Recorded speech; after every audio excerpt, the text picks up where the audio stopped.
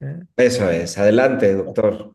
Muy bien. Pues lo que quería decir es que quiero señalar un poco las circunstancias en las que el momento histórico en el que va a aparecer Boecio, cómo estaba el Imperio Romano. El Imperio Romano a fines del siglo IV, comienzo del siglo V, pues todavía mantenía la unidad del imperio y esa unidad había sido exaltada por los grandes escritores de la época, como Aurelio Prudencio, como Claudio Claudiano, como Claudio Rutilio Namaciano, ¿no? Que decían que bajo Roma se había reunido el género humano, que Roma había permitido vivir a toda la gente como ciudadanos de una sola ciudad, etcétera, ¿no? Pero esa unidad se fue fragmentando poco a poco hasta que definitivamente a lo largo del siglo V, con la presencia de los pueblos bárbaros y especialmente la división del imperio a la muerte de Teodosio entre sus dos hijos, ya el mundo romano se dividió entre Occidente y Oriente. La Iglesia, por otra parte, era el único elemento de cohesión que había, de unidad que permanecía, tuvo que ir adaptando todas sus estructuras y enseñanzas a la nueva situación que se comenzaba a vivir y supo poco a poco asimilar el pensamiento y la literatura del Imperio Romano y supo, diríamos, constituirse como una institución influyente, pero a la vez comenzaron a surgir los primeros debates teológicos trinitarios centrados en la discusión de la naturaleza divina y en la relación de las tres personas de la Trinidad y los problemas cristológicos sobre la naturaleza de Cristo. Por tanto, el siglo V fue un periodo de transformación de la Iglesia, estaba marcado por su crecimiento, pero también por todos estos debates que jugaron un papel cada vez más importante en la política y en la sociedad de la época. Y ello propició la aparición de diversos personajes que de una u otra manera intentaron asimilar la cultura clásica, intentaron aportar su granito de arena a este desarrollo de la Iglesia y estos personajes, estos autores que contribuyeron desde el siglo V y VI a este desarrollo cultural dentro del imperio y dentro de la Iglesia, sobre todo del imperio occidental, fueron Boecio, Isidoro de Sevilla, Beda el Venerable, a los que se les ha llamado los fundadores o maestros de la Edad Media. Y nos vamos a detener entonces en el primero de ellos, que es, a ver si puedo pasar la página, de, ahí está, de Boecio. Dos datos sobre su vida. Nace en el año 480 y sabemos que muere o a finales del 524 o comienzos del 525. Su biografía es muy escasa, por lo que datos que se nos han conservado. Sé que le llamaron Noster Summus Philosophus, pero a partir de los aspectos que ha hecho la crítica histórica, pues hoy conocemos algún dato más. Sabemos que había nacido en Roma en ese año, sabemos que su formación intelectual tuvo lugar o bien en Atenas o bien en Alejandría.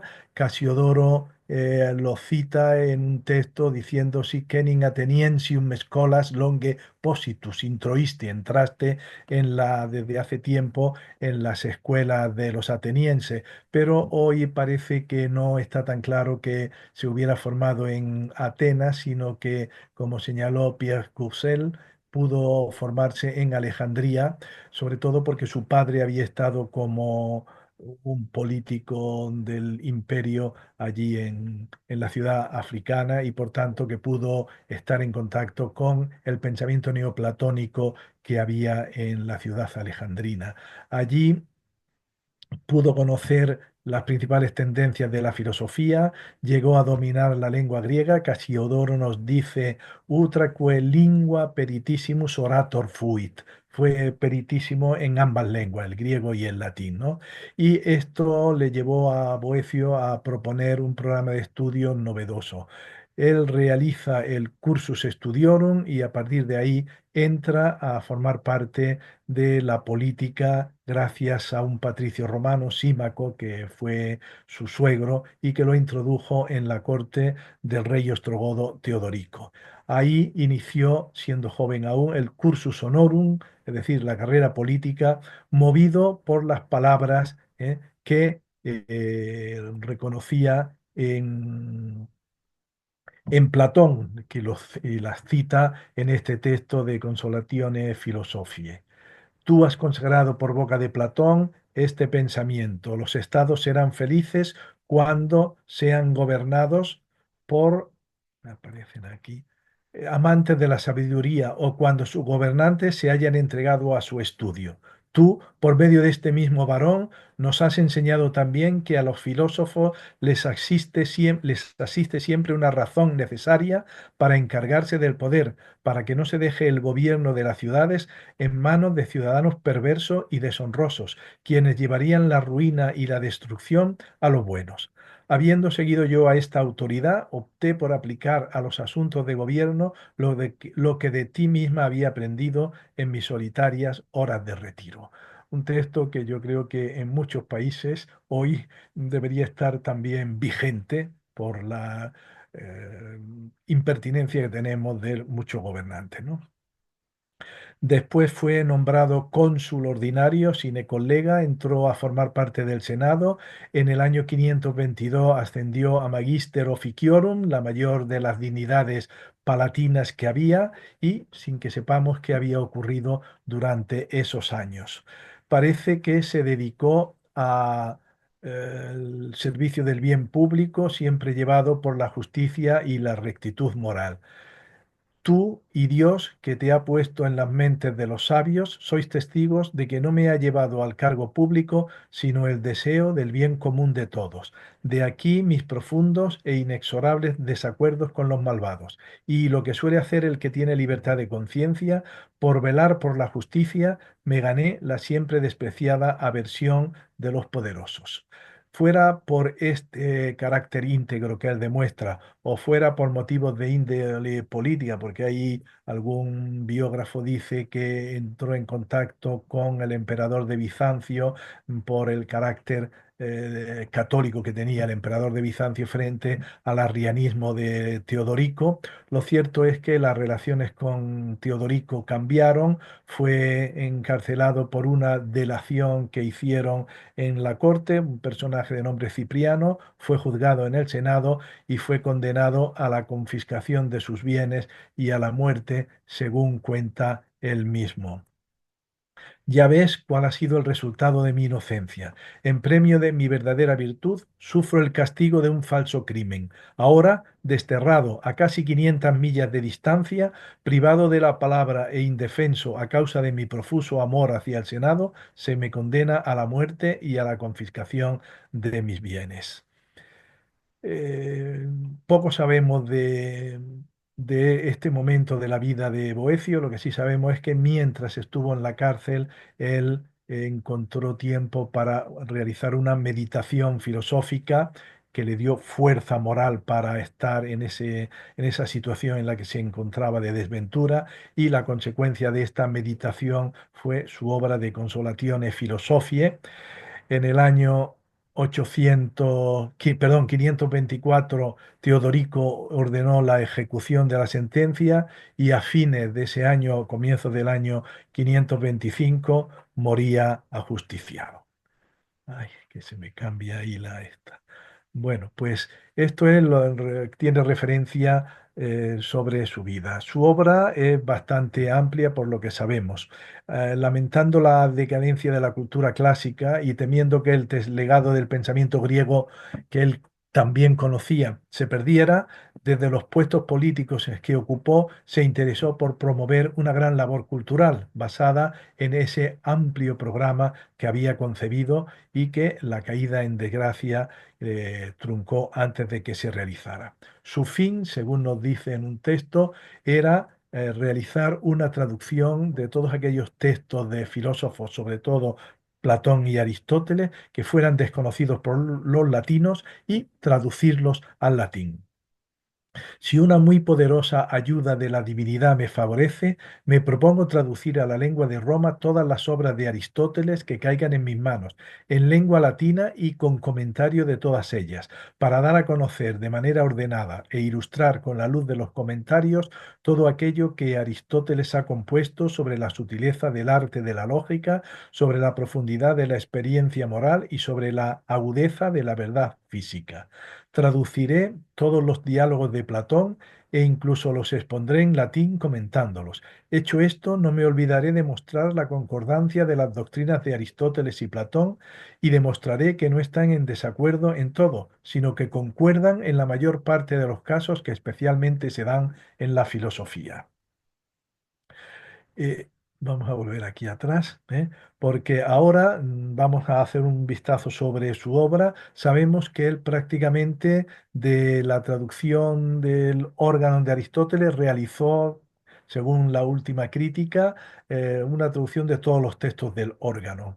Luego realizó comentarios a algunas obras, especialmente a la Isagoge de Porfirio y a las categorías. Escribió cuatro tipos de escritos, los dedicados a las artes liberales, especialmente una obra dedicada a la aritmética, dos obras, dos libros, y cinco libros sobre la música que tuvieron una gran fortuna en el medioevo posterior.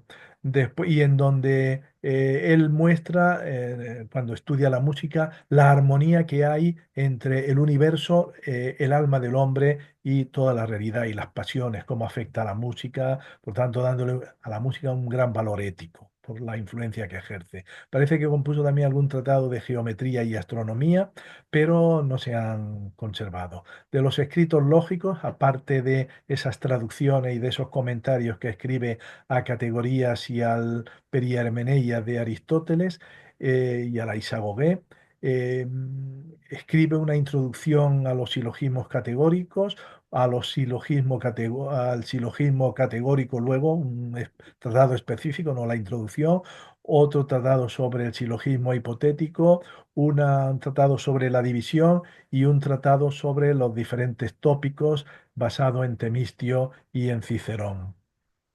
Escribe unos trataditos teológicos, a veces muy breves, son conocidos por el título de Opúscula Sacra, son cinco tratados, el Quomodo Trinitas Unus Deus, el que se conoce con el nombre de Trinitate, el Utrum Pater et Filius et Spiritus Sanctus de Divinitate Substantialiter Predicentur, el de Trinitate 2, Quomodo substantiae igneo quod sin bone sin, como las sustancias por el hecho mismo de ser son buenas, se conoce con el nombre de hebdomadibus, que no quiere decir, la hebdómada es los 7 días, pero según ha demostrado un estudioso del término, parece que en Boecio y en la tradición posterior el título de hebdomadibus quería decir jornadas de estudio, jornadas de difusión de conocimiento. Escribe un cuarto libro de Fide Católica, que es el más discutido de todos sobre su autoría o no, y escribe por fin el Liber de Duabus, de Persona et Duabus Naturis in Christo contra Eutychen et Nestorium, que es el que nos va a servir de base para exponer aquello de lo que vamos a hablar. Y finalmente, una obra única que es el De Consolatione Philosophiae, esa obra en donde expone esa exposición de lo que para él significó la filosofía en ese momento de dificultad cuando estaba en la cárcel y lo que le ayudó el personaje filosofía, porque lo inicia con la representación que se le aparece la imagen de filosofía y que ha sido considerada como una de las joyas de la literatura universal. Aunque sabemos que el legado filosófico de Boecio pudo ser mayor si hubiera vivido más tiempo, sin embargo, él transmitió mucha de la filosofía aristotélica a la Edad Media, por lo menos hasta el momento en que a partir del siglo XII comienzan las traducciones bien del griego o bien del árabe de las obras aristotélicas. Fue maestro en lógica y en grandes conceptos y principios metafísicos y además planteó una gran cuestión que todavía hoy sigue dando que hablar, la cuestión de los universales a partir del texto de Boecio en la Isagoge, de los inicios de la Isagoge, ¿no? Va a a definir la filosofía como un estudio y amor de la sabiduría que conduce iluminando y purificando la vida con la luz de la verdad a Dios. Lo primero que se ha de considerar es que sea la misma filosofía, dice. La filosofía es amor y deseo y una cierta amistad a la sabiduría. La va a dividir en teórica y práctica y la teórica la va a señalar que tiene tres objetos. A ver si tengo aquí el texto. Eh, aquí. ¿Cuáles son esos tres objetos de la filosofía teórica? Pues nos dice, puesto que nunca he hallado un término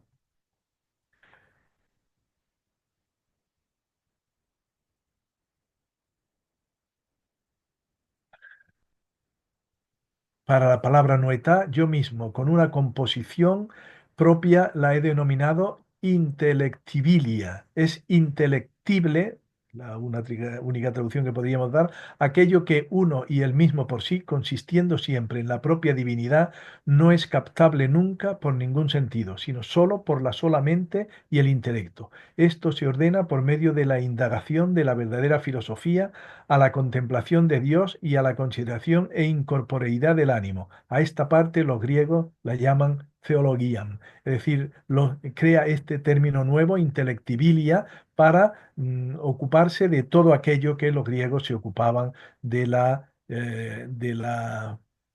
ay, de, de la teología. Luego señala otros dos objetos, hay aquello, la filosofía besa también sobre los inteligibilia, se me cambia el este, y lo inteligibilia es aquello que podemos pensar con la mente, aquello que nos llega a la mente desde las sustancias espirituales, como él va diciendo. Y finalmente lo naturalia, que se ocupa de los cuerpos físicos, es lo que tiene que ver con la física aristotélica, diríamos, ¿no? Y que es un esquema platónico, pero que refleja también un modelo aristotélico al dividir la filosofía especulativa en física, matemática y teología.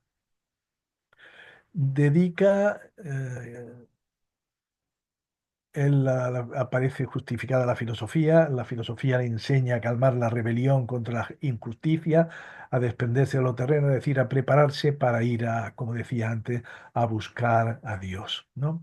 La lógica la va a entender como una ciencia disputandi, precisamente porque se ocupa de la determinación de las formas del discurso mental, del raciocinio, del que va a surgir la verdad. Es decir, por tanto, como una adecuada representación de la naturaleza de las cosas, la verdad, y por tanto la lógica será la que nos lleva a ese descubrimiento de las cosas, ¿eh? Y por eso le llama ciencia disputandi.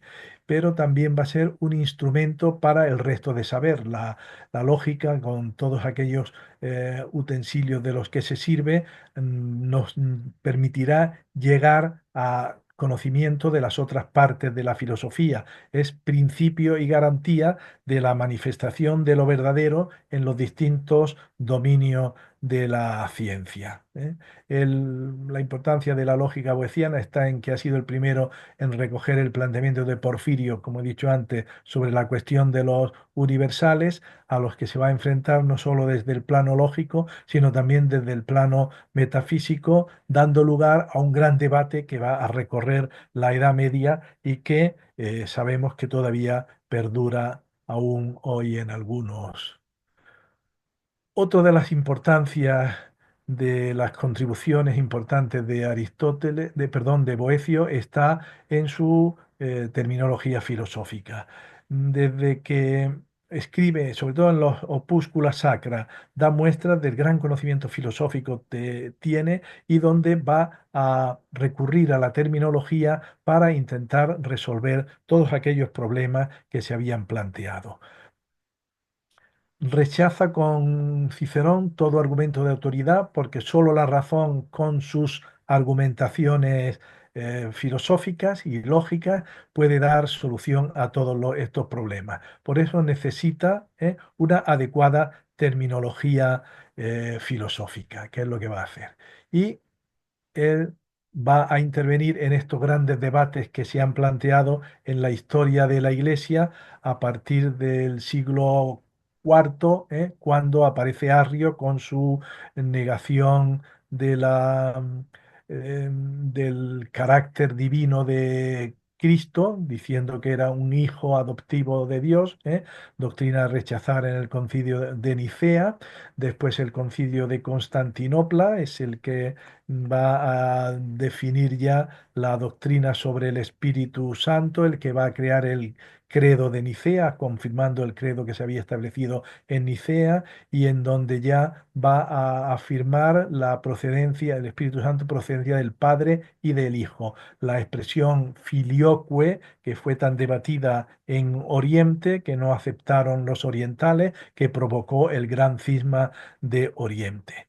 Y luego las debates cristológicos que empezaron con Apolinar, que era obispo de la Odisea, murió en el año 390, y que quiso subrayar la naturaleza divina de Cristo frente a la humana. Por ello sostuvo que la naturaleza divina en Cristo era perfecta, pero que la naturaleza humana carecía del alma intelectiva, con lo cual hacía era un mero cuerpo animal al que solo el verbo divino, el logos, le permitía afirmar la unidad entre el logo divino y el cuerpo humano. El concilio de Éfeso primero y luego el de Calcedonia van a rechazar estas doctrinas, que fueron reavivadas primero por Nestorio y después por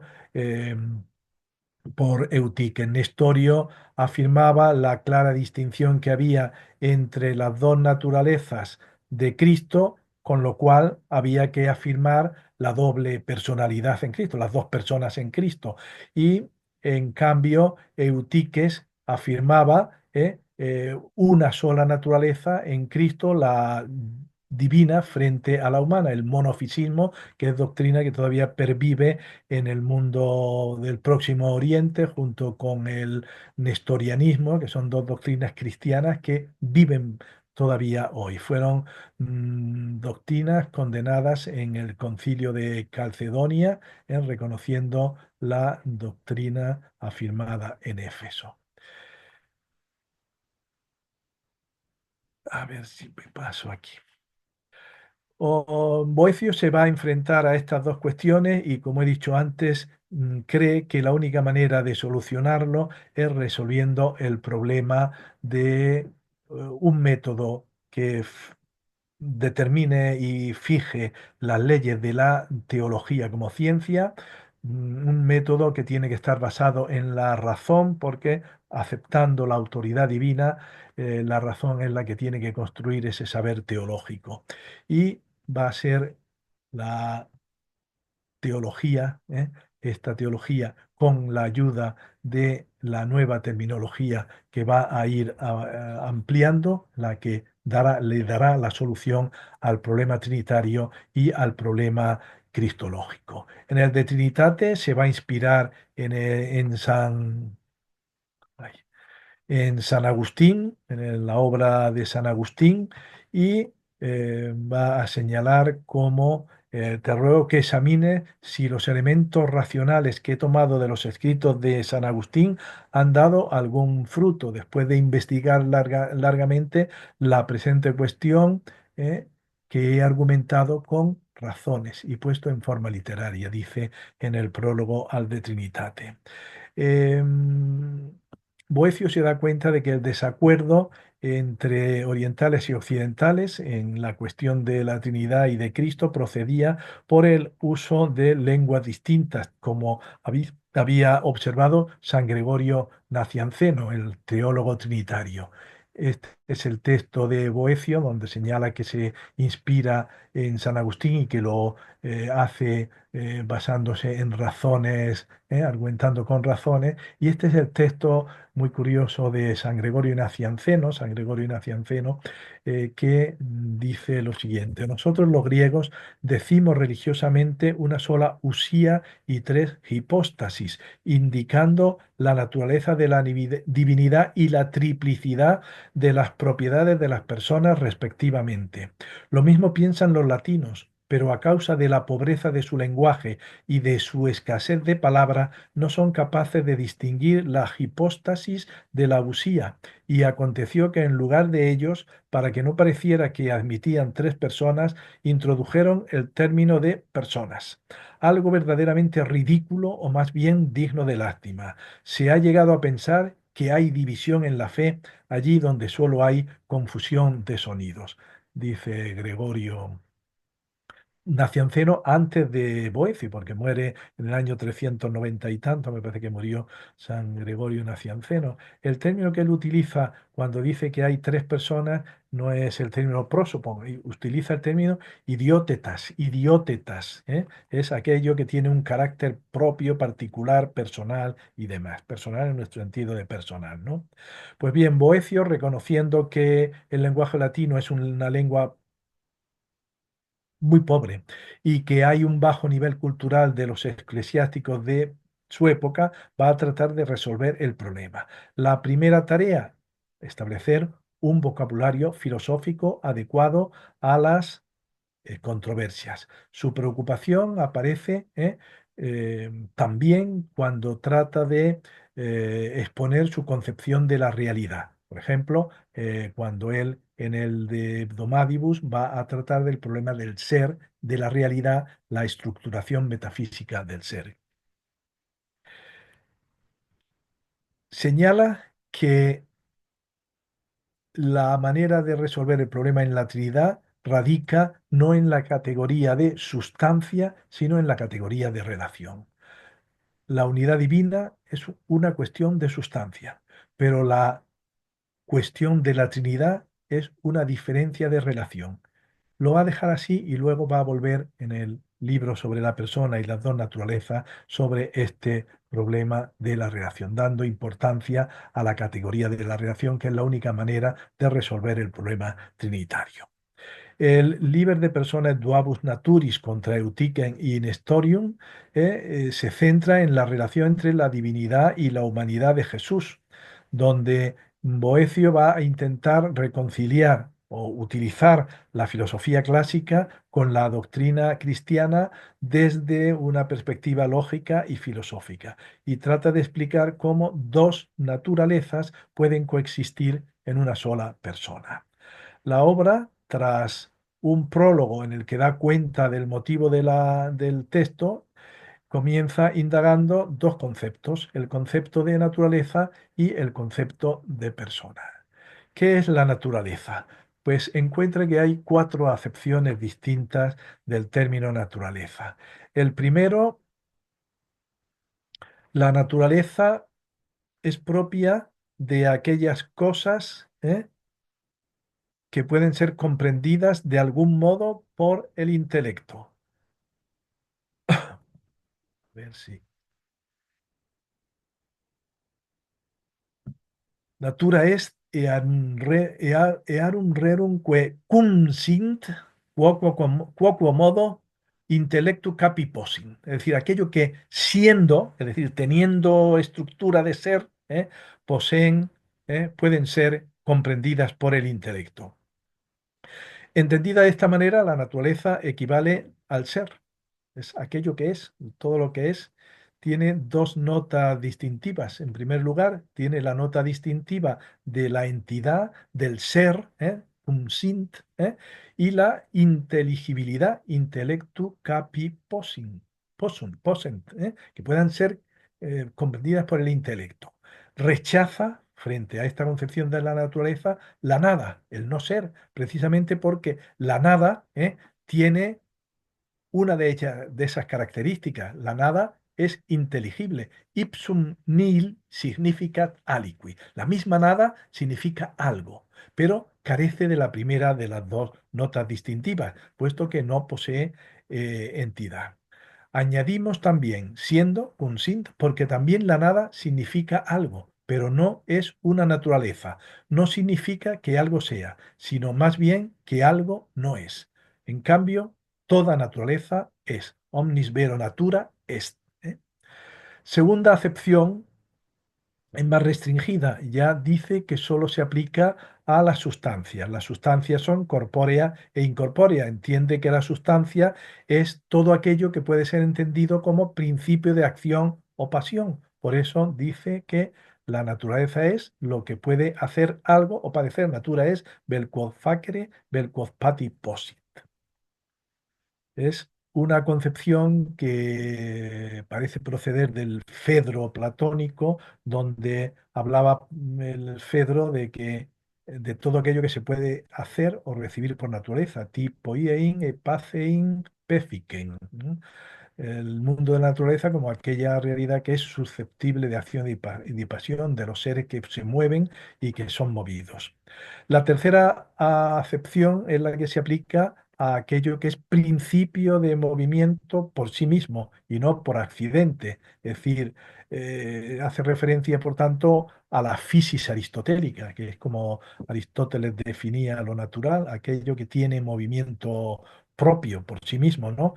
Distinto del arte. El arte es aquello que no tiene movimiento por sí, es por accidente, como la madera, que decimos que es naturaliter, pero artificialmente, ¿no? Solo lo es artificialmente.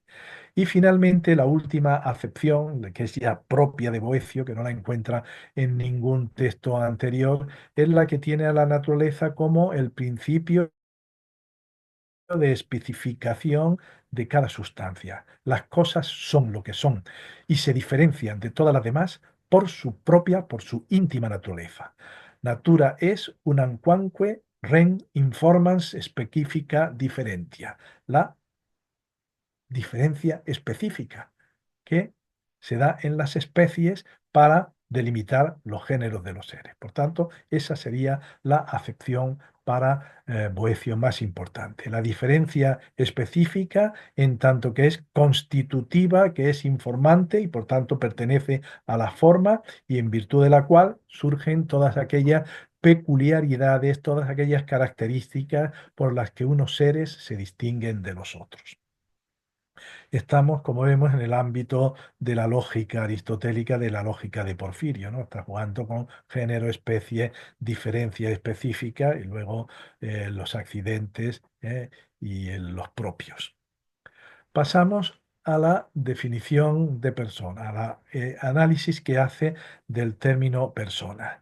Y desde un primer momento se da cuenta de que el término persona tiene que estar incluido en el ámbito de la naturaleza, porque si no fuera así, la persona no tendría ni esencia ni tendría diferencia específica. Quedaría fuera del ser y, en definitiva, se identificaría con la nada. Acerca de la persona,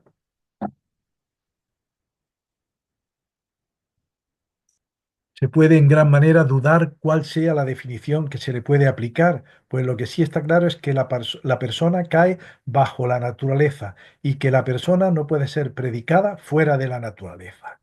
Sin embargo, ni la persona ni la naturaleza pueden identificarse, porque la experiencia muestra que hay seres que poseen naturaleza y sin embargo que no son personas. La persona está en la naturaleza como el género, la especie está en el género. Y entonces ahora es cuando recurre al árbol de Porfirio para explicar dónde cabe el concepto de persona. La naturaleza comprende sustancias y accidentes. La persona no se da entre los accidentes, por tanto hay que buscarla en la sustancia. Las sustancias pueden ser corpóreas e incorpóreas, tiene que ser corpórea. Los cuerpos pueden ser animados o inanimados, tiene que darse en los animados. Los animados son sensibles o insensibles, tiene que darse en los sensibles. Los sensibles son animales que son racionales o irracionales, pues tiene que darse en los racionales, ¿eh? Por tanto, en el hombre. Está claro que la persona no puede decirse de los cuerpos no vivientes, ni de aquellos vivientes que carecen de sentido, ni de aquellos a los que le falta el intelecto y la razón. Sin embargo, a ver si tengo el dedo, decimos que son personas, el hombre, Dios, los ángeles. Es decir, todos aquellos seres que poseen la racionalidad. Por tanto, ahí es donde se da la persona. Por otra parte, existen sustancias que son universales y particulares. Las universales son los que se predican de los singulares, como hombre, animal, piedra, madera. Los particulares son los que de ninguna manera se predican de otros, quae aliis minime predicantur, como Cicerón, Platón, la piedra de esta estatua, la madera de esta mesa. Pues bien, el ámbito propio de la persona está en las sustancias particulares, en lo singular, en lo individual, ¿eh? No en lo universal. A ver si me viene aquí. La persona Nusquam in universalibus persona, la persona nunca se puede decir en los universales, sino solamente en los singulares y en los individuos. Ninguna persona es propia del animal o del hombre general, sino que se designa a cada una de las personas de Cicerón o Platón o a cada uno de los individuos. Una vez que ha establecido estas distinciones, como digo, basadas en el árbol de Porfirio, por tanto totalmente lógicas, a partir de la lógica aristotélica y porfiriana, está ya en condiciones de dar la definición que va a ser usual y notable a lo largo de toda la Edad Media. Por lo cual, si la persona está en la sola sustancia, y en las que son racionales. Y si toda sustancia es naturaleza y no se da a la persona en los universales de persona. Persona es la sustancia Pues, individual, naturaleza racional. Persona es nature rationalis individua substancia. Está basada esta definición en el género próximo, que es la sustancia individual, y en la diferencia específica de naturaleza racional. A partir de ahora, Boecio va a hacer un análisis de tipo filológico para ver cuál es el término griego que corresponde a lo que define con persona. Descubre que no es el de hipóstasis, que como vimos lo había empleado Gregorio Nacianceno, sino el de prosopon. Este nuevo término que fue traducido por persona porque en el mundo griego prosopon significaba la máscara que usaban los actores, en tanto que hacía resonar la voz. Persona viene de hacer resonar, también viene de sonar, pero tenía una dificultad. Como máscara aludía a un papel, a una función que un hombre, un actor representaba. Por lo tanto, era una persona, era un actor, un agente, pero no era un autor, no era el dueño de su propio ser, de su propio destino. Por eso, en el mundo griego siempre es definido como una cosa.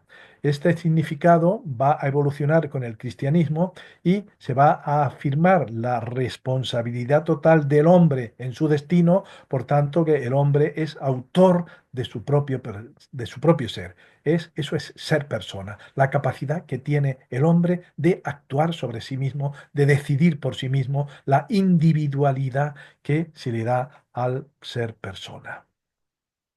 Después de encontrar distintos términos, la hipóstasis, a qué corresponde lo digo para ir abreviando un poco, a qué corresponde la hipóstasis, que estaba vinculado al término sustancia, y va a ir viendo cómo aparecen nuevos términos que él, después de ir analizando cada uno de estos términos, hará una comparación entre todos ellos. El término de subsistencia, que corresponde a un vocablo infrecuente en la filosofía griega, el de usiosis, la subsistencia, de ahí deriva el verbo subsistere, que expresa la propiedad más profunda de la sustancia, la sustantividad, el término más general, y más amplio, que es el término de ser, que en griego se decía usía y en latín tendría como equivalente el de esentia.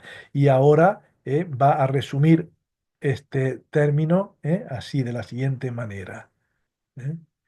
Idem es igitur usiam esse quod essentiam. Idem usio sin quod subsistentiam. Idem hypostasis quod substantiam. Idem es prosopon quod persona. Es decir, es lo mismo usía que ser ser usía que esencia. Es lo mismo la subsistencia que la usiosis. Es lo mismo la hipóstasis que la sustancia. Y es lo mismo la persona con el prósopo. Una vez que ha establecido esas equivalencias, él cree que es posible ya entenderse con los orientales en el ámbito de las formulaciones dogmáticas. Y ahora va a explicar cómo se aplican estos términos a la realidad de los hombres.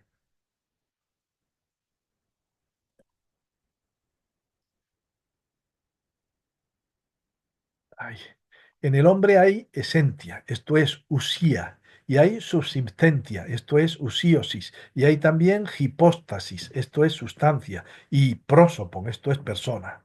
Hay usía y esencia simplemente porque es, tiene ser. Hay usiosis y subsistencia porque no está en ningún sujeto, es subsistencia, aquello que está así. Hay hipóstasis y sustancia porque es sujeto de otros seres que no son subsistentes, los accidentes, y es prósopo y persona porque es un individuo racional. Ahí ha establecido ya las comparaciones de todos estos términos que él quiere establecer. El hombre es un ser real, verdadero, tiene naturaleza o esencia, es subsistente, es sustancia y es persona. Y ya una vez que ha ordenado todos estos términos en ese orden decreciente en extensión, naturaleza y persona se relacionan como lo universal y y lo singular. Y es ahora cuando, aplicado al problema trinitario, va a sostener que en Dios solo hay una usía o esencia y tres hipóstasis, una sola realidad y tres sustancias, tres hipóstasis. Se le puede predicar el concepto de sustancia no porque sea sujeto de accidente, sino porque es soporte de todas las cosas, porque es el principio de todas ellas. Es la sustancia que fundamenta la subsistencia de todas las cosas. Por lo que se refiere a Cristo, ¿eh?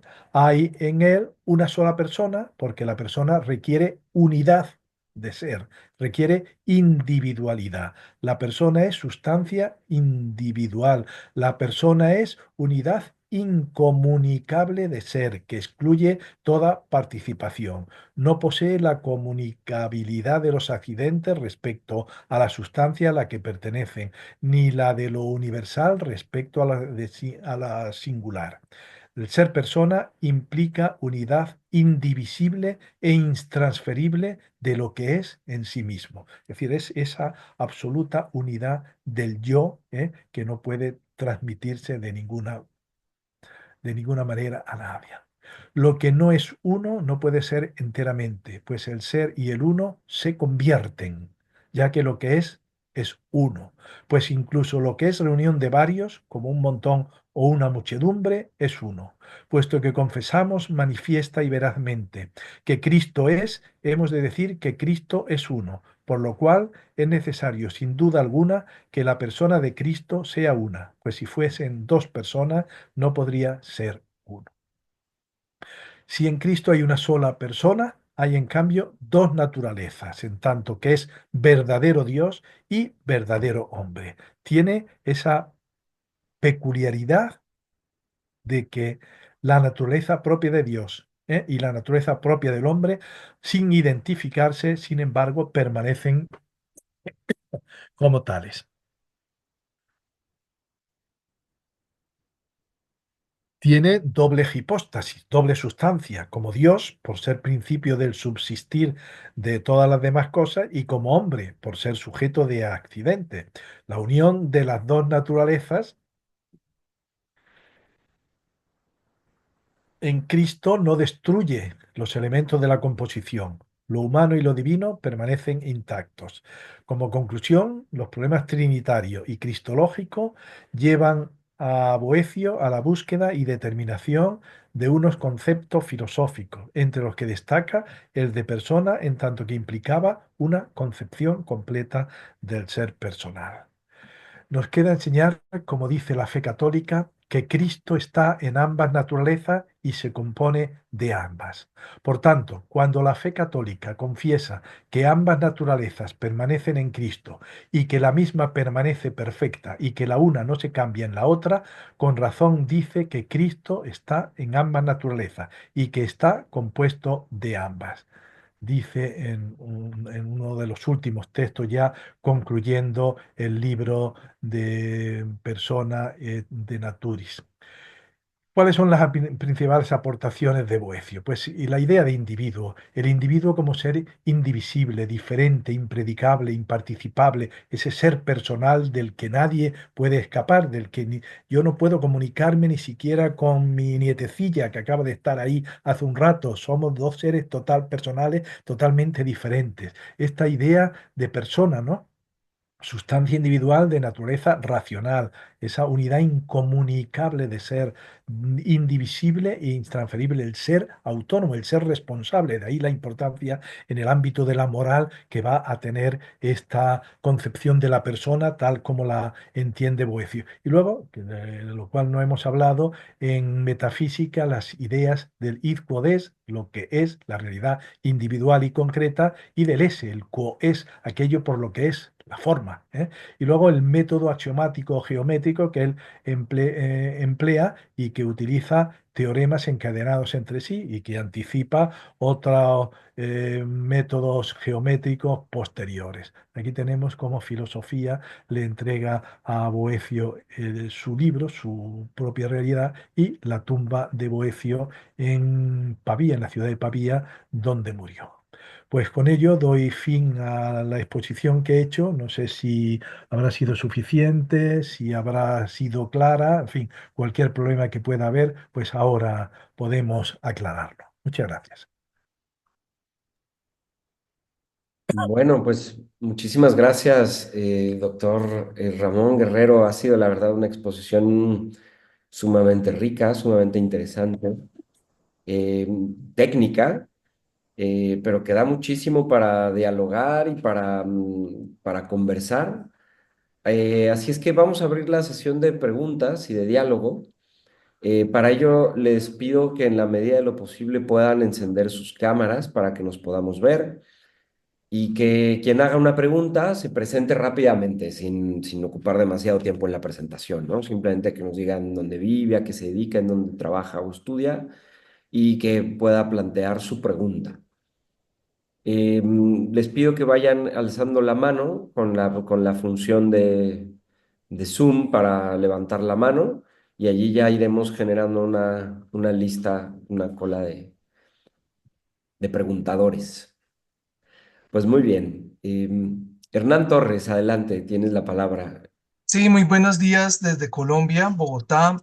Yo soy abogado consultor, soy muy afecto a los temas filosóficos y teológicos y mirando la brillante exposición del maestro aquí presente, construí una definición, obviamente con los términos de Boecio, como más sencilla, si de pronto estoy en el error, eso por un lado, y una pregunta muy puntual. La definición que yo encontré, pues apelando pues a mis conocimientos jurídicos, poco teológicos y también filosóficos, yo indico que la persona es una individualidad de naturaleza racional, o podríamos decirlo que es un individuo o naturaleza especialmente dotada y portadora de razón. Esa sería para mí la definición al estilo Hernán Torres de de lo que entendería Boecio, digamos haciendo como parafraseándolo. Eso por un lado. Y por el otro lado, la inquietud mía es la siguiente, que me quedó como sonando mucho. Quisiera saber en el concepto de persona de Boecio, ¿cuál sería el género próximo y la diferencia específica? Muchas gracias. Bueno, desde luego lo que acaba de decirnos Boecio es esa realidad de la persona como la realidad que implica la racionalidad, esa racionalidad, el ser individual que implica que tiene, que posee racionalidad. Por eso se puede hablar en Dios y en los ángeles de personas, porque tienen esa naturaleza racional, ¿no? En ese sentido, creo que está muy claro, ¿no? Se es persona porque se es individuo racional, dice en un momento dado, ¿eh? Y luego él está jugando, el género próximo sería dentro de del boecio, del árbol de boecio, a ver si llegamos a él, aquí está, el, el término sería mm, el lejano, supremo, el género supremo sería el de sustancia y el género más próximo sería el de animal, ¿eh? El de animal que contiene irracionales y racionales, ¿eh? Y luego ya el hombre como la especie dentro del género animal, la especie racional del género animal. Esa sería exactamente la... El género, le entendí, el género próximo sería la sustancia y la diferencia específica sería lo racional, ¿verdad? lo racional, por supuesto. ¿Ha quedado claro la... La contestación, sí, claro, sí, claro. Sí, Muy puntual, muchas gracias. de nada. Muchas gracias, Hernán. Pues Con gusto. adelante, Juan Pablo. Bueno, muchísimas gracias, profesor, por la exposición. Entonces, bueno, mi pregunta es, va un poco en relación con algo que ha planteado. Claro, me ha parecido escuchar, si no me corrige, me ha parecido escuchar en algún momento de la exposición que la categoría de relación era importante sobre todo para a la hora de determinar lo que eran las relaciones intratrinitarias, ¿no? Entonces, mi pregunta va por el lado de ver qué papel jugaría esa categoría de relación en la constitución de lo que es la definición de la persona humana, si jugaría algún papel o no.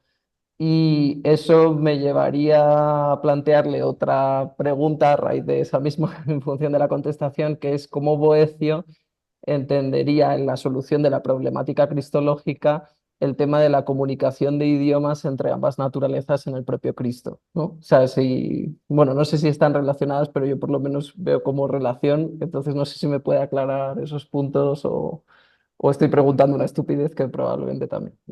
Estupidez de ningún momento, porque la cuestión ya es bastante difícil como para...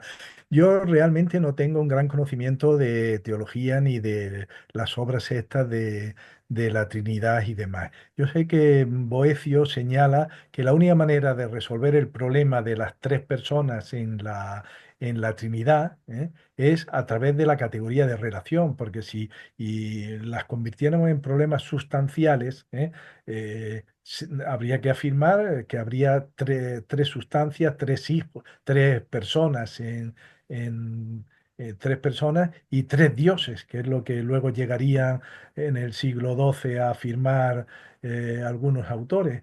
Por tanto, la única manera de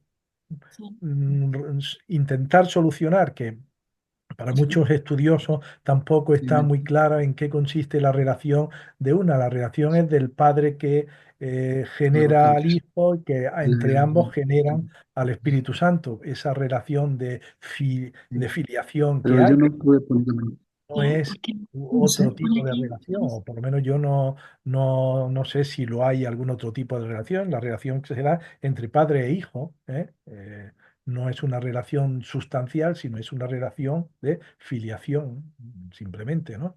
Y eso vinculado con la persona eh, eh, en la persona como individuo racional, cada individuo no tiene, tiene relaciones con otras personas, con otros seres, con otras entidades, pero son relaciones que salen fuera de sí, que no entran dentro de la categoría de lo que es individual, intransferible, personal y demás, ¿no? Es decir, que no lo puedo tampoco afirmar y explicar con mucha más claridad. Muchas gracias. Muchas gracias, doctor. Pues adelante, Dan, tienes la palabra. Muchas gracias. Muchas gracias, profesor, por la exposición, muy interesante. Soy Dan van Schalkwijk de Amsterdam. Doy clase en la universidad y estoy haciendo una tesis en filosofía ahora. Pues mi pregunta es un poco similar a la última. Eh, pero entonces solo quería, porque lo que a mí me llamó mucho la atención es que eh, parece ser que Boecio no dice que hay tres personas en la Trinidad, ¿no? O he entendido mal. Y ¿no? Hay tres personas, hay una sola sustancia que es la divina y tres sí. personas. Ah, eh, vale, pues entonces, Y eh, Cristo es una persona, que no tiene nada que ver con las otras personas, porque la persona es individual, es intransferible. Entonces, la persona de Cristo, no se puede transferir a la persona del Espíritu ni a la persona del Padre. ok. No, eso, bueno, vale, pues entonces le he entendido mal, perdón. Era en el slide porque dijo usted algo sobre sus, bueno, ya no veo el slide, entonces no puedo, pero era algo como sustancia en lugar de persona ahí. Pero, vale, muy bien, Sí, pues muchas gracias. decía en un pasaje, Cristo dice, en Dios, en la unidad de Dios, la unidad de Dios Sí, radica en la sustancia y la Trinidad radica en las personas que están en relación, la una con la otra, en relación de filiación. ok. Pero eso no entra en la definición de persona, ¿no? La redacción todavía. No, cuando él trata del problema de la persona, para nada aborda la cuestión esta de, no sé si a lo mejor al final que hace ahí unas críticas a Nestorio y a Eutiques, y posiblemente ahí toque algo, pero no le puedo decir porque no lo recuerdo ahora de haber leído hace mucho tiempo el texto y ahora pues tenía yo recogido todos estos textos, toda una selección de estos textos, que es en lo que me he ido aprovechando para hacer la exposición. Tendría que haber vuelto a releer el texto, porque como he dicho al principio, prácticamente estaba hasta el sábado pasado ocupado con un trabajo que me habían encargado y no he podido dedicarle más tiempo a preparar con haber releído el texto y demás, sino simplemente todo aquello que yo tenía recogido desde los años 80, desde los años en que le di clase a Ignacio Verdú. Desde esa época Bueno, preparo muchas gracias. estas cuestiones. Muchas gracias. Muy bien, adelante, Roberto Dorantes. Hola, muy buenos días. Doctor, le saluda Roberto Dorantes de acá de Mérida, Yucatán. Pues mire, la semana, espero ver la retransmisión completa de su ponencia, pero una disculpa, no pude conectarme antes. La situación que le quiero plantear es la siguiente, doctor. Eh, Estoy trabajando sobre cómo aplicar la definición de Boecio en el ámbito jurídico, eh, la, el concepto de persona. En el derecho civil se maneja que hay dos tipos de personas, física y moral. Y en el concepto filosófico y teológico que maneja Boecio, pues él nos dice bien claro que habla sobre una sustancia de naturaleza racional individual. Y entonces, replanteando la definición, de tomando a Boecio en el concepto de persona, yo creo que salvaguarda muchas cosas, por ejemplo, el ser humano antes de nacer, porque es de naturaleza humana, naturaleza racional, lo que hay en el vientre de la madre, por ende se puede aplicar el término de persona, ¿no? Tomando a Boecio. Esa sería mi primera pregunta, doctor. Ese término de persona, atendiendo a la naturaleza humana, se aplica directamente a la cuestión del neonato o del no nacido, en esta situación, como para salvaguardar al ser humano que está, y demostrar con esto que el aborto pues va en contra, es una acción que priva de vida a un ser humano. Y el segundo planteamiento, doctor, que ya es más teológico o filosófico, el término indiviso, un individuo en la cuestión de persona, en la palabra usía que se aplica a la naturaleza en el misterio de la Santísima Trinidad, ¿cómo se relaciona este concepto de individuo y persona, de tres personas, en el sentido de que individuo viene de indiviso y que no es divisible, ¿no? Y cómo es que la sustancia es la misma naturaleza divina que tenemos en este misterio de la Santísima Trinidad. Entonces, no me queda claro, estamos ante un misterio, pero no me queda claro el concepto de indiviso al momento de aplicarlo a las tres divinas personas. ¿Me explico, doctor? Sí, sí, la posibilidad que hay de unir la sustancia divina con las tres personas y cómo se unen. Así es, doctor. Sí.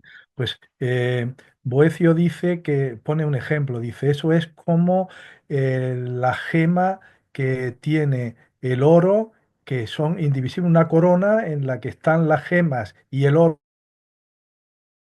y que no se pueden separar. Si vemos la gema y vemos el oro, son distintos en sí, pero en cuanto corona, que posee eso, es una unidad indivisible. En el momento en que retiráramos el oro y la gema, dejaría de ser esa corona. ¿eh? Entonces, ese ejemplo lo utiliza precisamente para explicar esa unión que hay entre la unidad divina y la trinidad de personas. Es decir, una unidad que se da precisamente porque la persona está vinculada a esa sustancia mm, divina que es una sola sustancia y por tanto contiene en sí esas tres personas en esta relación de unión, no sé cómo llamarla, de unión indivisible e intransferible de ellos. Cada persona es en sí misma, cada persona de la Trinidad es en sí misma indivisible e intransferible, pero unida al individuo del que forma parte, que es la divinidad. Sí, no sé si con esto queda aclarada esa solución. Y la otra pregunta, la que tiene que ver con el feto, bueno, ahí la aplicación del término persona eh, está muy discutido si el feto es realmente una persona. Pensemos en la solución que daba Santo Tomás de Aquino, que no hay racionalidad, me parece que era hasta el tercer o cuarto mes de gestación. Por tanto, si el aborto se produce antes del tercer o cuarto mes de la gestación, no estaríamos en contra de una persona. Hoy la ciencia me imagino que nos dirá otra cosa y nos dirá que hay, desde el momento en que hay vida, puede haber racionalidad, porque si es un ser humano, la racionalidad va implícitamente unida al ser humano. Por tanto, sería un problema, es un problema muy grave el pretender realizar el aborto en aquellos seres que por ser muy pequeñitos y no pueden defenderse, tienen la capacidad de la racionalidad futura, en desarrollo, pero que la poseen por su propia naturaleza. No sé si esto responde a la Muchas pregunta. gracias, doctor. Muchas gracias, Diego, y saludos a todos. Gracias, gracias. Muchas gracias. Gracias a ti, Roberto. Gusto de saludarte. Pues adelante, Juliana, por favor. Muchas gracias, doctor, por su exposición. Bien, yo en mi investigación doctoral trabajé la noción de creación en Santo Tomás y en concreto algunas nociones nucleares en ella, como es la noción de participación. Entonces me ha llamado la atención que en un momento dado, hablando de la noción de persona como lo indivisible, lo intransferible, lo imparticipable. Entonces, quisiera preguntarle si Boecio trabaja la noción, si está la noción de participación en su pensamiento filosófico, en concreto en la noción de persona humana o angélica igualmente, o sea, es decir, en la noción de persona creada, y si lo está, ¿cómo salva la cuestión de la participación de esa persona que es creada, ¿no? Y si utiliza el elemento de imagen de Dios, y si la imagen de Dios eh, la, la- la utiliza tanto para la creación de la naturaleza humana como para la creación de la persona humana. Muchas gracias.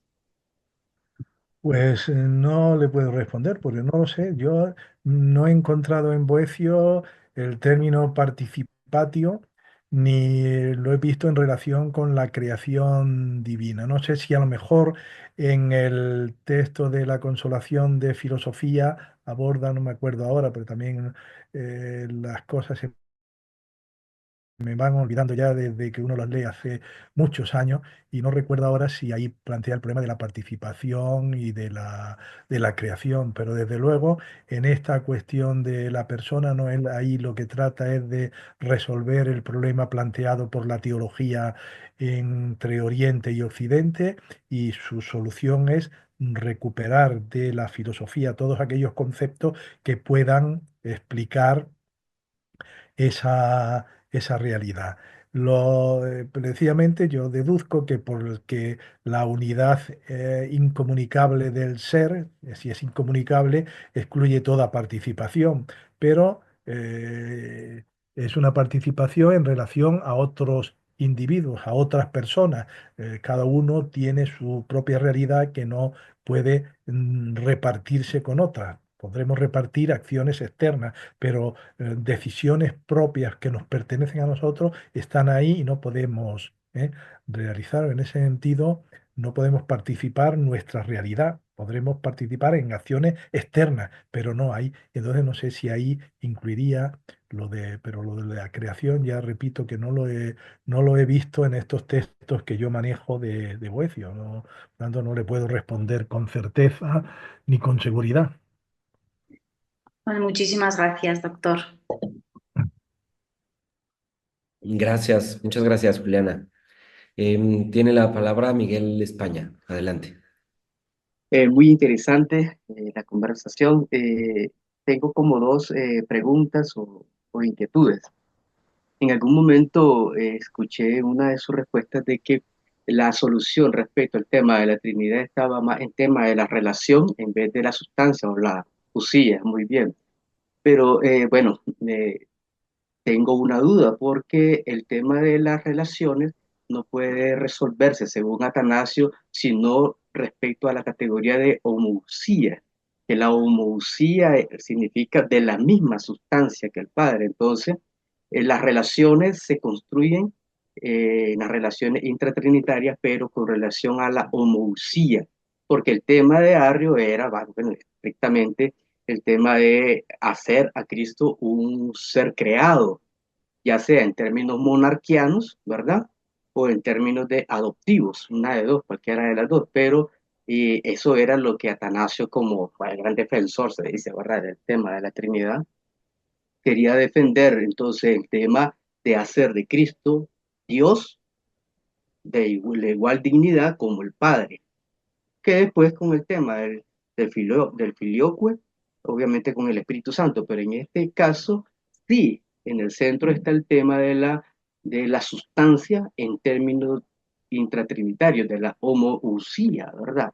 Entonces quisiera un poco, si pudiéramos, en el caso de Boecio, porque claro, estoy haciendo referencia a Atanasio y toda la discusión en el concilio de Nicea en 325, ¿verdad? Es la primera consulta y la segunda consulta es una consulta un poco más, digamos, una perspectiva quizá política, que yo me hago la reflexión de que si la solución al integrar unidad, o sea, salvaguardar la unidad de la Trinidad en medio de la diferencia de las personas y sus relaciones, y todo eso se resuelve en categorías de unidad, en la Trinidad, no es más que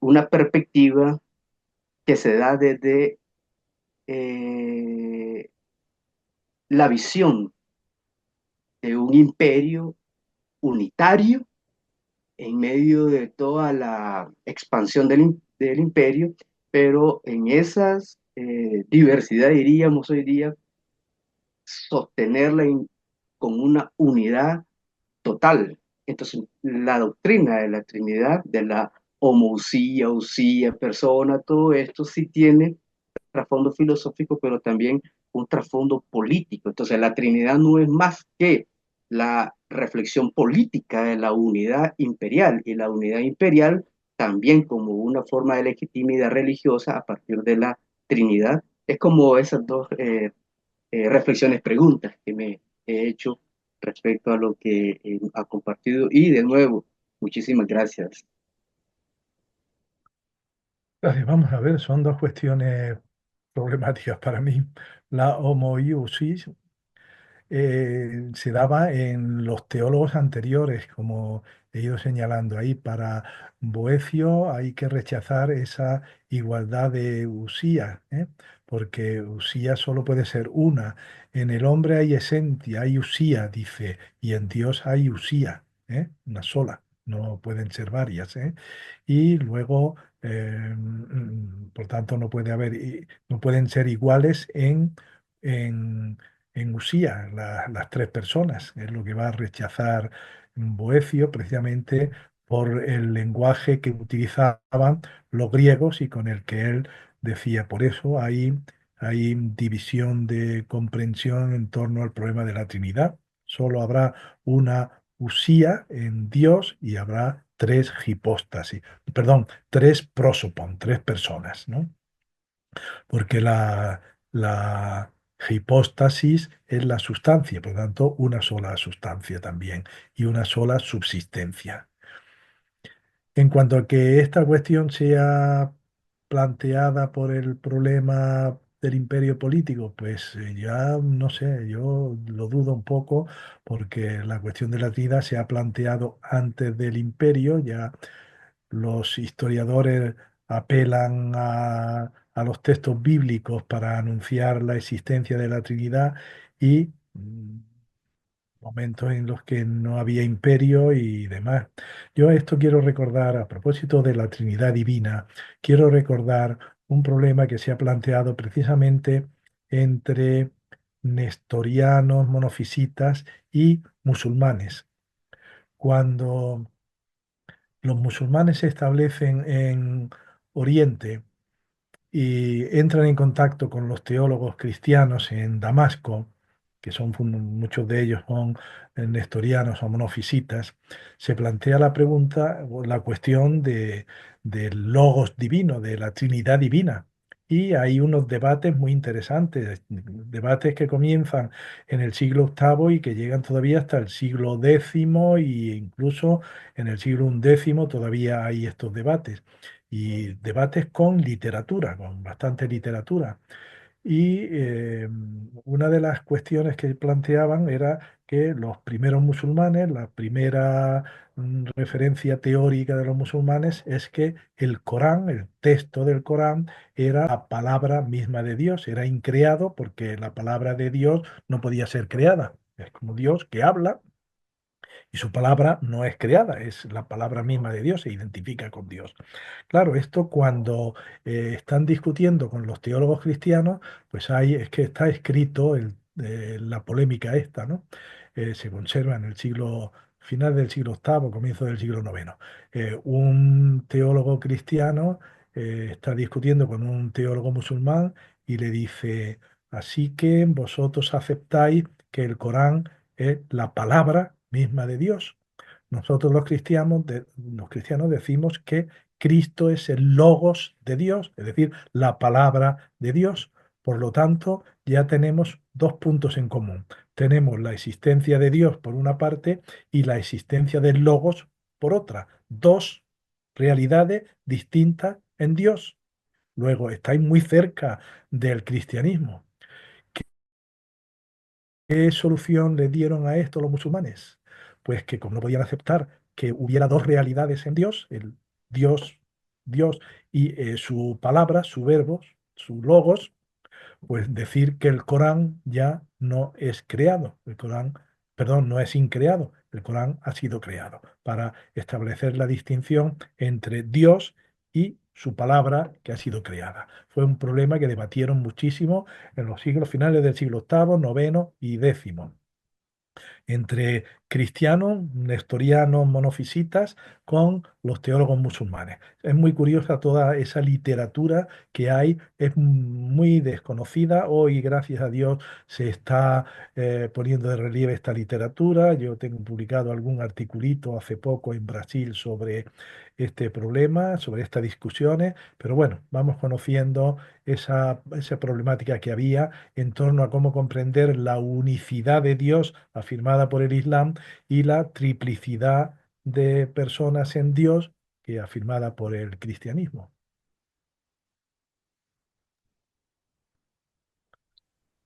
¿Algo más? Muchísimas gracias.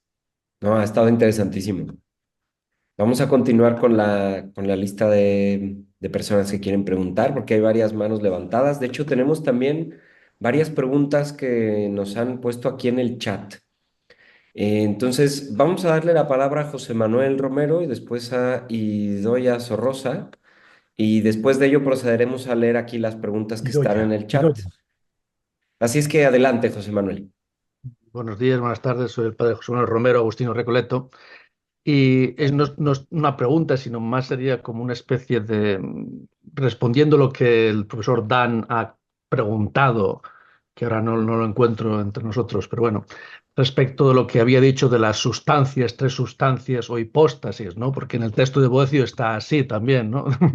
Dice que, según la tecnología, dijeron y hablaron de esencia de la Trinidad y tres sustancias y de tres personas. Lo único que luego dice también si el modo de hablar de la Iglesia no excluyese o prohibiese el hablar de tres sustancias, ¿no? En Dios, ¿no? Y un poquito quería aportar algunas aplicaciones que hace Santo Tomás cuando habla de este tema de la persona y trata de la definición de Boecio, ¿no?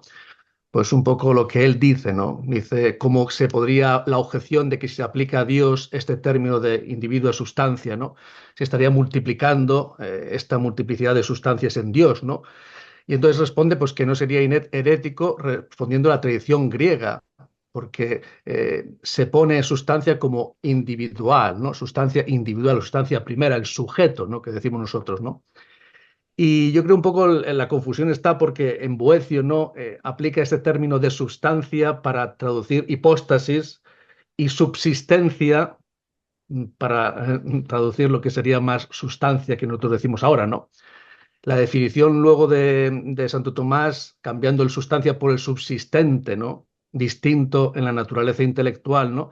Para nosotros hoy en día es más propio decir que la sustancia se corresponde con lo que Boecio dice subsistencia y la subsistencia se aplica más a una traducción posible de lo que es hipóstasis, ¿no?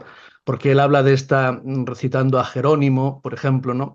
Que bajo este nombre de hipóstasis se esconde veneno, porque antes de que estuviera plenamente claro el significado de ese término entre los latinos, hipóstasis viene a ser traducido por substancia, ¿no? Lo que está debajo de la usía, ¿no?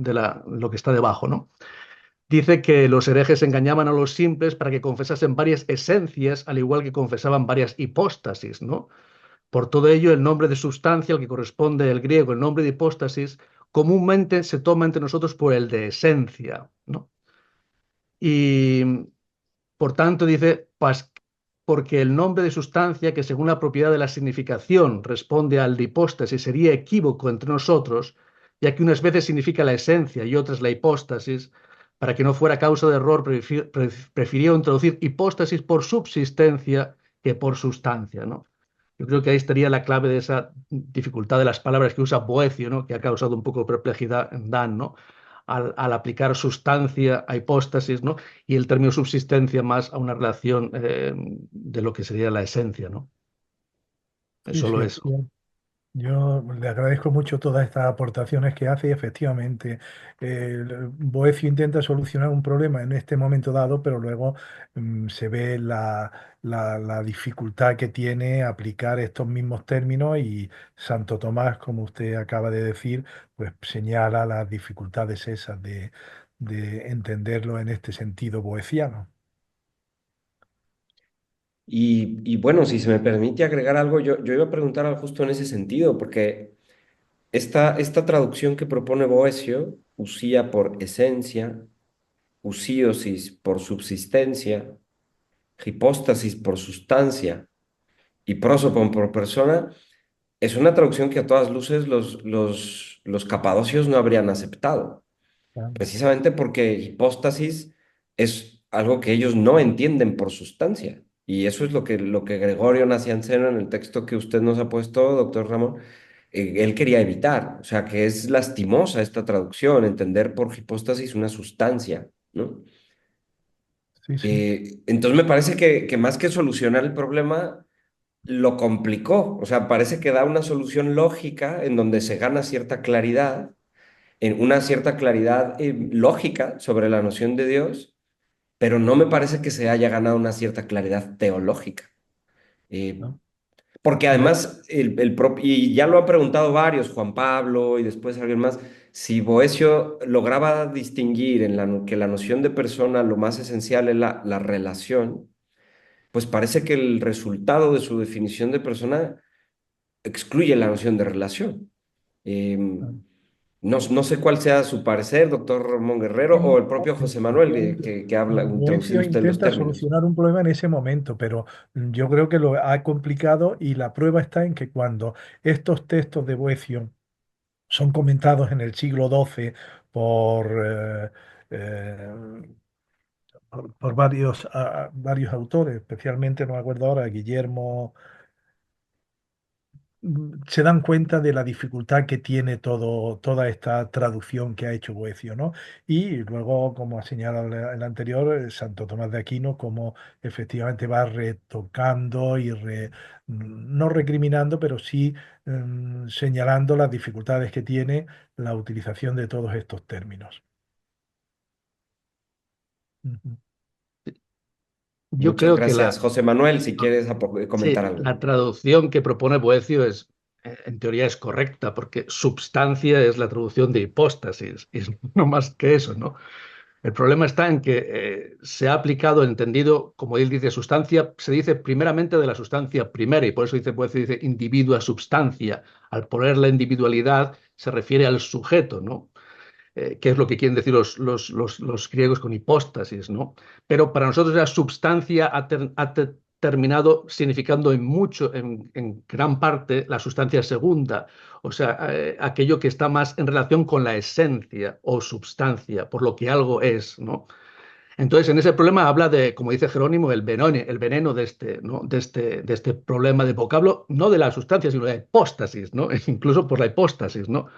Porque ha traducido al latín correctamente es substancia. Entonces, confiesa una trinidad Claro, de pero hipóstasis. es En vez de ya es veneno a ojos sustancia, es entendido. latinos, ¿no? Por eso Claro. dice, porque en el sentido latino se ha diferenciado mucho, sobre todo a la Claro, sustancia segunda que habla Santo Tomás, que es la esencia, ¿no? Podríamos decir en ese caso, ¿no? Entonces, por eso prefiere el término subsistencia, ¿no? Como refleja más el sujeto, el claro. que subsiste, ¿no? Que ha aplicado Boecio esa subsistencia para más en relación con la esencia, en esencia o subsistencia, ¿no? Usía, osiosis, ¿no?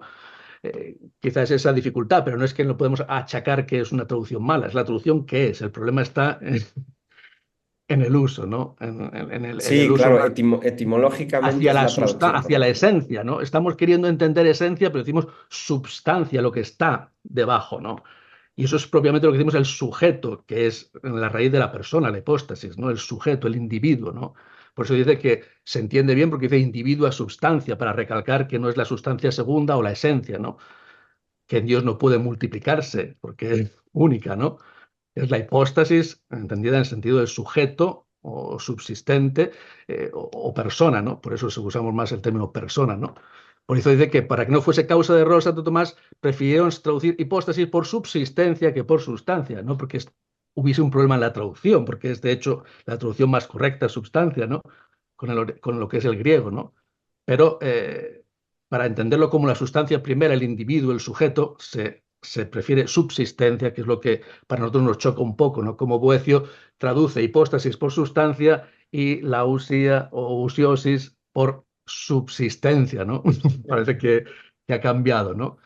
O sea, su traducción original tiene lógica, ¿no? Lo que pasa es que por los problemas que lleva, pues al final se ha optado, ¿no? Como Santo Tomás, por el subsistente, la subsistencia, ¿no? Y sustancia se ha dejado casi exclusivamente para el término de esencia, ¿no? No del sujeto, la sustancia primera que habla él, ¿no? Efectivamente, sí, sí, Muy bien, gracias. es así. Muy bien, pues adelante, Idoya, por favor. Bueno, en primer lugar, muchísimas gracias al profesor Ramón Guerrero. Es un placer verle de nuevo y verle tan magníficamente bien. Hacía muchísimo tiempo que no nos veíamos.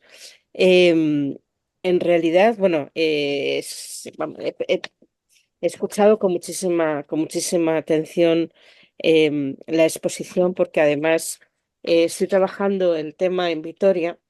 Y claro, a Vitoria, a través de Tomás de Aquino, y llegan los problemas con una doble vuelta de tuerca, ¿no? Aún más enroscados. Pero lo que quería transmitir sobre todo es una reflexión.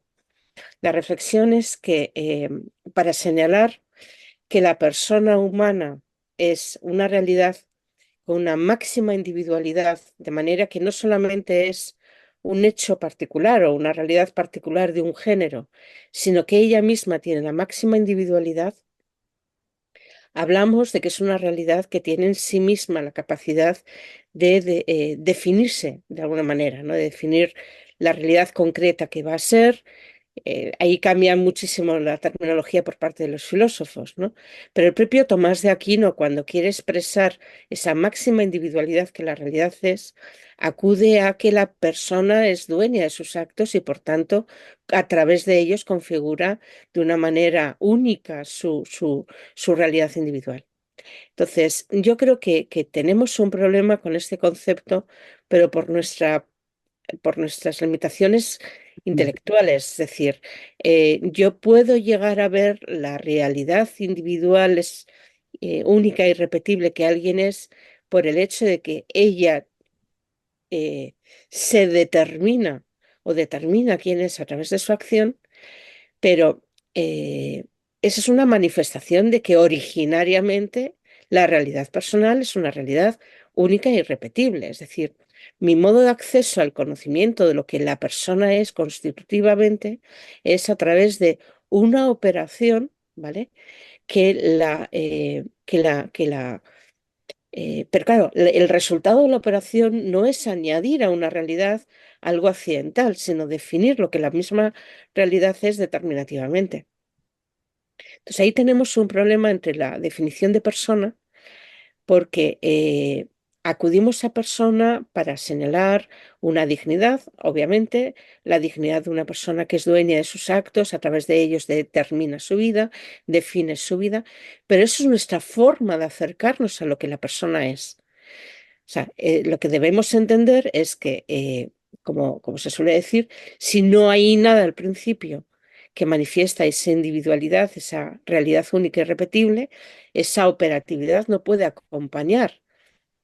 Entonces, el que no podamos entender qué es eso que hace de la persona una realidad única y repetible en sí mismo, ¿no? Y tengamos que apelar a cómo actúa, es un límite de nuestro conocimiento, pero es un límite que debemos salvar, porque si no, nos encontramos con, quizás no en la Edad Media, quizás no en algunas épocas posteriores, pero sí ahora, que hasta que no haya una manifestación propia de esa realidad, tenemos un ser humano, pero no una persona, que es el gran problema de muchos planteamientos contemporáneos, ¿no? Es decir, podemos desde fuera.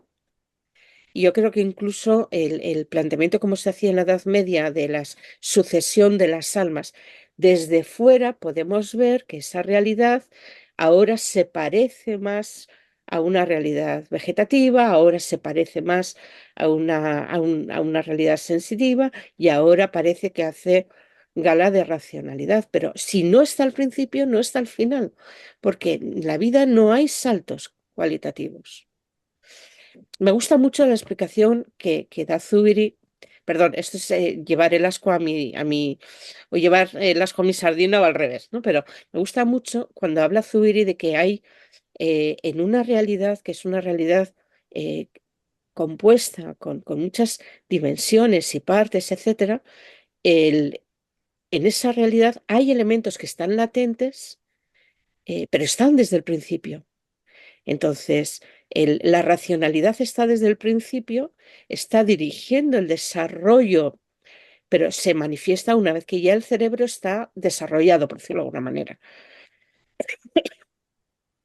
Pero eso implica un giro, es decir, eh, apostar o afirmar que desde la operatividad tenemos un modo de acceso cognitivo hacia la realidad de la persona que es, aunque ese que es se nos escape.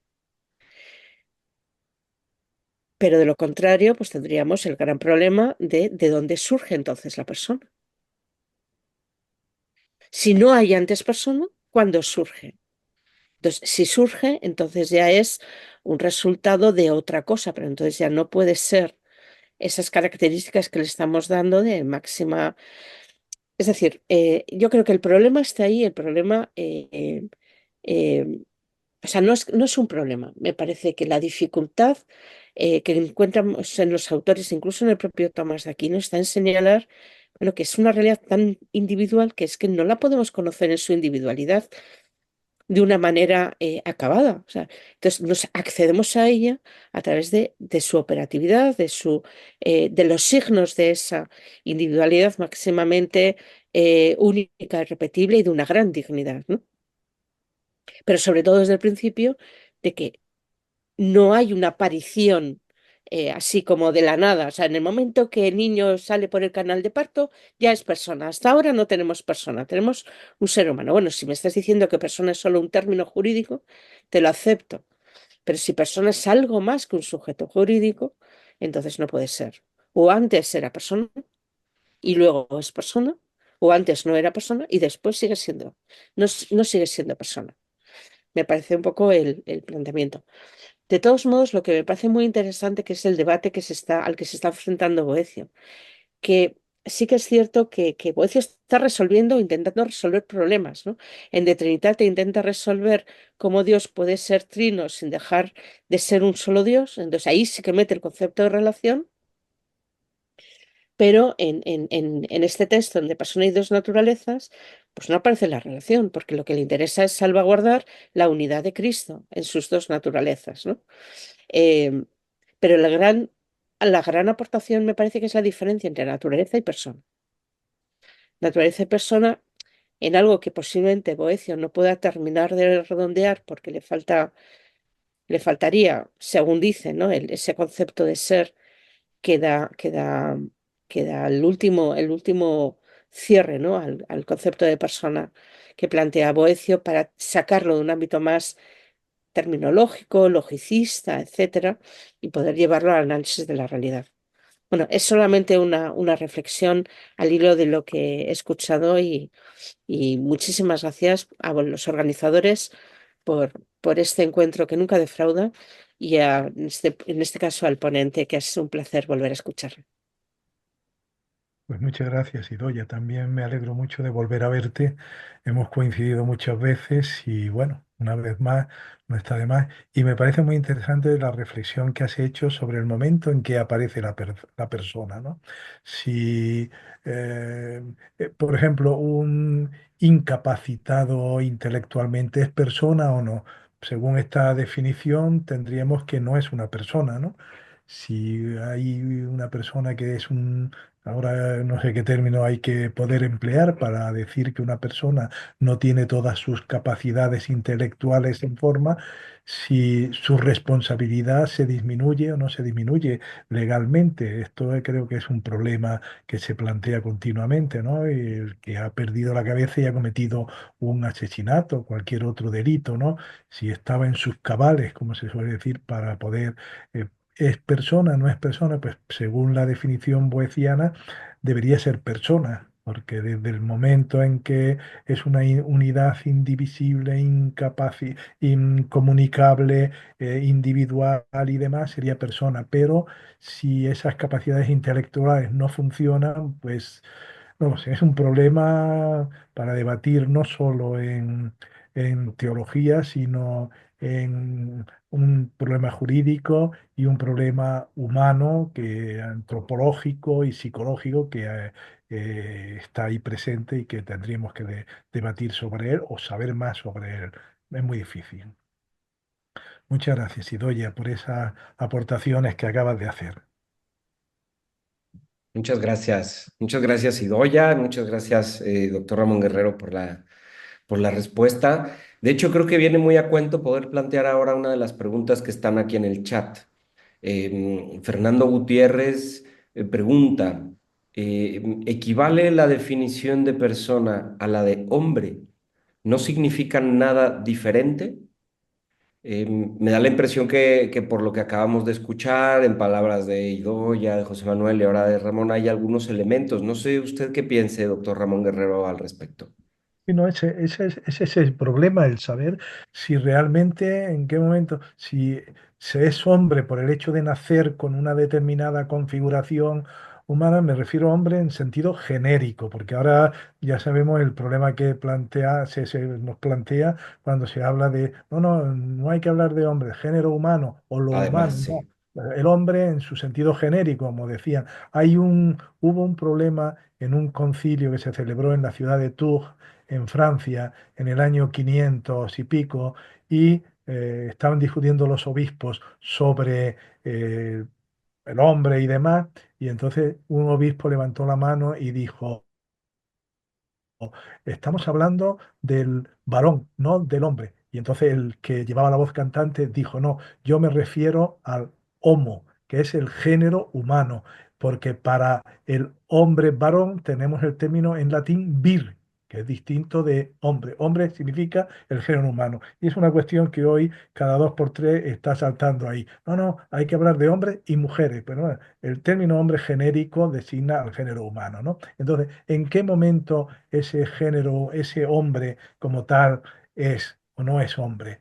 Si posee la capacidad tiene todas sus capacidades en forma o no. Es un problema muy difícil de resolver para mí. Yo no sabría definir y si... creo que la pregunta, más allá del momento en el que puede predicarse esta noción, se refiere a la definición propiamente de cada uno de estos dos vocablos, ¿no? Entendiendo hombre quizá como una palabra que se refiere a una especie y persona a la dimensión individual y singular, ¿no? No sé si en Boesio podríamos encontrar algo parecido a esto, a Sí, esta bueno, distinción. para Boecio el hombre, y lo dice ahí, en el hombre hay persona. ¿Por qué? Porque es esa realidad individual, racional, incomunicable, subsistente por sí Claro. mismo, etcétera, ¿no? Yo creo que en Boecio está claro que el hombre es persona, todo hombre es persona. Claro, pero eso no significa que sean lo mismo, porque hay personas no humanas, ¿no? Claro, están los ángeles señalados ahí, Eso los es, ángeles de Dios, personas, muy no bien, hay identificable persona con hombre, pero claro, todo hombre sí es persona, según Boecio. claro. Bueno, Mario Salvatierra pregunta, ¿Etienne Gilson y Humberto Eco son referencias sobre el tema de la Edad Media o son escritores de difusión? Bueno, quizás esta Escritores, es una pregunta un poco más sí, pero genérica, ¿escritores de qué? de difusión, Ah, de difusión. Bueno, Etienne Gilson fue un gran estudioso de la filosofía, conocedor de la filosofía medieval, pero vamos, con una profundidad y unos textos increíbles tiene Etienne Gilson. Yo me formé con su obra de la historia de la filosofía medieval y luego he leído mucho de Etienne Gilson y para mí fue un gran pensador y demás, ¿no? Humberto Eco. Es más, no, es muy profundo también en algunas cuestiones, pero es más de difusión, pero no de difusión por sus novelas y eso, sino tiene muchos textos, sobre todo estoy pensando en aquellos que versan sobre la belleza y tiene unos trabajos sobre la belleza en Santo Tomás que me parecen también muy interesantes y muy afinados y muy ajustados. Es decir, que tiene las dos capacidades, ¿no? Uno puede ser un gran filósofo, un gran pensador y luego tener también la capacidad de difundir determinadas cuestiones y demás. Para mí los dos son claro. filósofos. Muy bien. Tomás Pérez Saucedo pregunta, para Boecio, ¿qué es el alma y qué es el espíritu? ¿Encontró alguna diferencia entre ambas? Pues yo no he encontrado, en los textos que tengo, no he encontrado diferencia, ¿no? Vale, Es una cuestión que se había planteado en la época, porque había un tratado de Gregorio Taumaturgo hablando de la diferencia entre el alma y el espíritu. Un texto que luego fue utilizado por un autor cristiano que lo escribe en árabe y que fue difundido luego en la Edad Media cuando fue traducido el texto, la diferencia entre el alma y el espíritu. Pero en Boecio no lo he encontrado, vamos, vale, no lo he visto. muy bien. Hay una muy interesante que me han enviado aquí en un mensaje privado de Arturo Arroyo, profesor de la Universidad Panamericana. Pregunta sobre un texto de Boecio que aparece en el Contra Eutique sin Nestorio. Es una pregunta sobre la diferencia que puede haber entre las preposiciones en y de. El texto es el siguiente, son dos líneas, me voy a permitir leerlo. Dice Boecio, ¿te acuerdas que cuando se leyó la carta en la asamblea, se declaró que los eutiquianos confesaban que el Cristo consistía de dos naturalezas, pero negaban que consistía en dos naturalezas? Y que los católicos admitían ambas afirmaciones, porque los seguidores de la verdadera fe creen igualmente que el Cristo consiste de dos y en dos naturalezas. La pregunta es cuál sería la diferencia entre el en y el de, em, en dos naturalezas o de dos A ver, naturalezas. yo tengo aquí este texto. Sí, que me imagino que es el mismo. Dice en latín, resta tutque modum catholica fides dicit, et in utrisque naturis Christum et ex utrisque consistere. Es Eso, eso, ¿no? ex. Ujú. El in utrisque et ex utrisque. Eso. Ex e in. Claro, dice, la una no cambia en la otra. Con razón dice Cristo está en ambas naturalezas y está compuesto de ambas. El in utrisque está en ambas naturalezas y ex utrisque está compuesto de las dos naturalezas.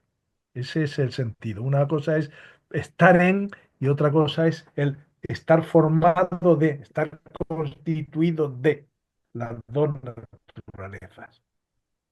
¿Y cuál sería el sentido de la Es expresión la in? explicación que expone ahí Boecio. ¿Cuál Y sería estar en las dos naturalezas, que está allí, está la naturaleza divina y la naturaleza humana y está dentro de esas naturalezas. ¿Eh?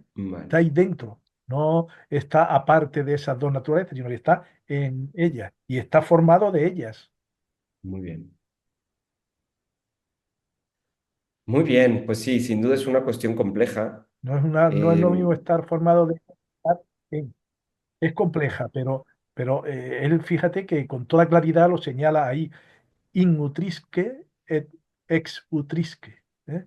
Es decir, que quiere insistir en que Cristo contiene y tiene y está en las dos naturalezas y está formado, su composición es de dos naturalezas. vale. Mientras que los eutiquianos niegan el in, solo aceptan el ex. Claro, niegan el in, claro. Y por eso afirman luego lo de las personas. Claro. Bueno, pues muy bien. Todavía hay una pregunta de Roberto Dorantes. Em, Tenemos ya unos pocos minutos, así que adelante, Roberto, si puedes formular de manera breve tu pregunta. Sí, muchas gracias, Diego. Me encanta realmente este debate, está muy enriquecedor. Soy breve. Eh, el conocimiento es acumulativo y yo creo que hemos caído en una interpretación unívoca en este momento y recordar nada más lo que el doctor Mauricio Beltrón nos propone para este tipo de situaciones, ¿no? La hermenéutica analógica, ¿no? cómo va variando la interpretación de los términos dependiendo a lo que se Pierden las necesitaba palabras. en ese momento, hablar de prosopón, hablar de hipóstasis y todo este tipo de situaciones tiene un progreso para una mejor concepción. Entonces, yo creo que sí nos ayudaría mucho utilizar esta herramienta de la hermenéutica analógica. Gracias. Muchas gracias, Roberto. Sí, además, yo querría hacer Sí, sí, una pregunta. Tampoco soy demasiado elaborado, pero a mí me parece que ha quedado un poco en el aire la cuestión de la relación, pero además creo que hemos dado un poco por sentado que la noción de persona se dice igual de Dios que del ser humano y me parece que eso no es el caso. Es decir, el modo como Dios es persona, que es bajo la forma de la relación, me parece que no sé si Boesio tuvo el cuidado de hacer las distinciones pertinentes respecto al modo como se dice la noción de persona para el hombre, para el ser humano, porque el modo como esa relación subsiste en Dios no puede darse definitivamente dentro del ser humano. Por eso luego Santo Tomás vendrá y ayudará como a aclarar y a dirimir un poquito más estas cuestiones, pero no sé si tuviera usted alguna palabra sobre este tema, doctor Ramón Guerrero, sobre no, el no, modo de no, decir porque persona en Dios o el modo de decir persona en el ser humano. no, no lo he visto reflejado en estos textos de Boecio. A él le interesa señalar esa individualidad que tiene, racional que tiene Vale, la persona y se da en Cristo y se da en el hombre.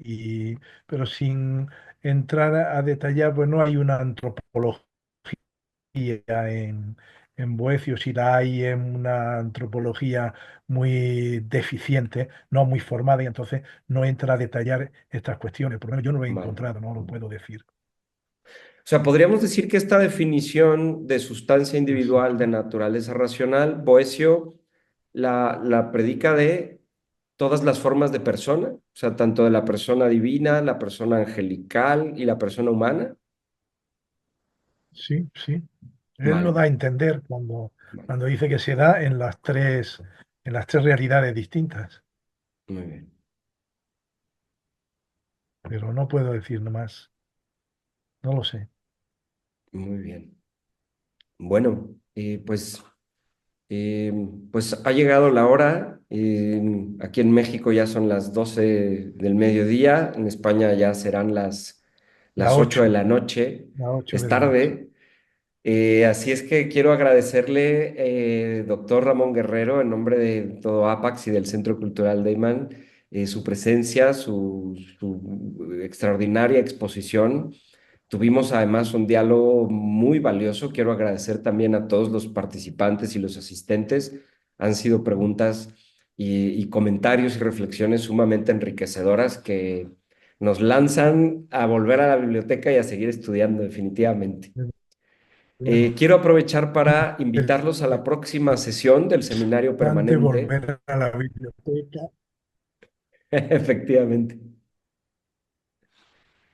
Les A ver si comentaba que puedo. la próxima sesión la tendremos el jueves 21 de noviembre a las 10 de la mañana en México, pero serán las 5 de la tarde en España, porque ya habrán cambiado el horario. Con el doctor Ignacio Verdú Sí. nos presentará la noción de persona en Ricardo de San Con Víctor, Ignacio. un filósofo también muy relevante, ya bien entrada la Edad Sí, Media. sí, sí. De los victorinos. Em, Efectivamente, la Escuela de los Victorinos. Victorino. Pues Muy muchas bien. gracias, doctor Ramón Si Guerrero. me fuera posible, participaría y con mucho gusto. ¿Eh? Claro que Me sí, será alegro de haber bienvenidísimo. estado con todos vosotros y os agradezco que me invitarais a hablar y bueno, pues aquí seguimos trabajando en que podamos y en lo que podemos. Ya, Eh, y Estupendo. buen día para todos. Adiós. Igualmente, muy buen día para todos y muy buenas Adiós, noches en adiós. Europa.